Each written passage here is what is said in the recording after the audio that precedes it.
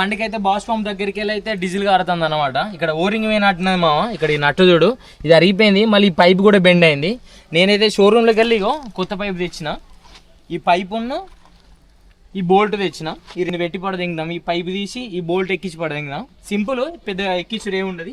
First ఇక్కడ loose చేసుకోవాలి, మొత్తం లూజ్. ఈ పాన తీసుకోవాలి. 19 పాన వస్తుంది. ఇట్రా ఇటు చూపెట్టు. దీనికి మొత్తం తీసుకోవాలి. నేను అంతకుముందు కొన్ని ప్రయత్నాలు చేసిన దీనికి 3D టేప్ వేసి ఎక్కించుడు, కానీ ఏది సెట్ కాలేదు. ఇగో ఇది పాతది, ఇది కొత్తది. ఫస్ట్ ఇటు సైడ్ కార్క్ దగ్గర ఎక్కించుకుందాం. ఈజీగానే పోతుంది, అంత పెద్ద టైట్గా ఏం పట్టదు అనమాట. ఇగో కార్క్ దగ్గర ఎక్కించుకొని మళ్ళీ బోల్ట్ ఎక్కించుకుందాం. తర్వాత ఇది టైట్ చేసుకుందాం. 2 ఓరింగులు ఉన్నాయి కదా, ఒకటి లోపలికి వేసుకోవాలి, ఒకటి బయటకి వేసుకోవాలి. ఇది ఉన్నదా, ఈ పొక్కలు జొరదెంగాలన్నమాట.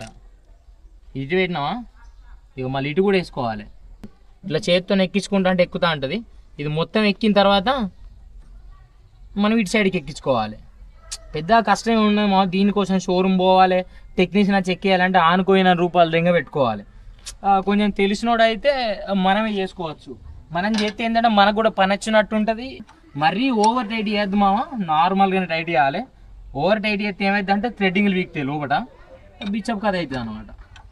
మళ్ళీ ఇట్లా పెట్టినా ఇట్లా టైట్ చేసుకుంటే డీజిల్ కట్ట ఫిల్ టైట్ అయిపోతుంది. కార్క్ గడ మొత్తం అయితే టైట్ చేసుకున్నాం మామ. ఒకసారి అయితే బండి స్టార్ట్ చేసుకొని అది చూసుకుందాం, మరి పోతుందా లేదా అనే ముచ్చట మనకు కూడా ఏర్పడుతుంది.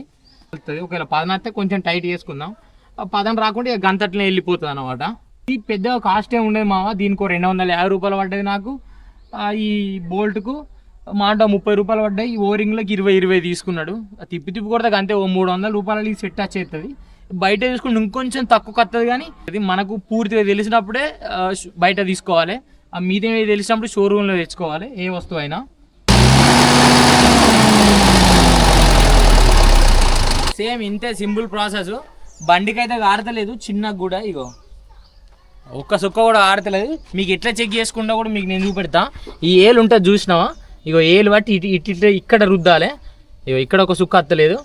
మళ్ళీ దీని వెనుక కూడా మనం ఓరింగ్ చేసినాం, అక్కడ రుద్దాలి. ఇక్కడ కూడా ఒక సుక్క కూడా డీజిల్గా ఆడతలేదు.